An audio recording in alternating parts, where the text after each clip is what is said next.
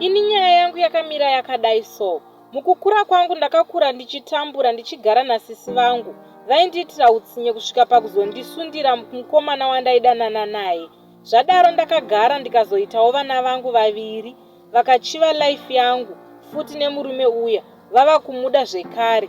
Ndo vakaita tisiyane nemurume wangu. Saka kubva pazvakaitika tiri muno muJoni, tese hatisati tadzokera kumusha, but chero basa chairo handiri wani because ndakagumisirwa chikoro munzira. Zvino ndinorwadziwa ndikazvifunga. Apo chero ndikadanana nemunhu havamufarire, munhu asingandishuvirewo chakanaka muupenyu. Ndingori munhu anotongozvitamburirawo zvangu. Ndinongotetereka nenyika ndichifamba because handina anondinzwawo zvandinotaura, basa chairo handiri wani. Saka confession yangu ndeyekuti ndinopomerwa zvandisina kana kuita.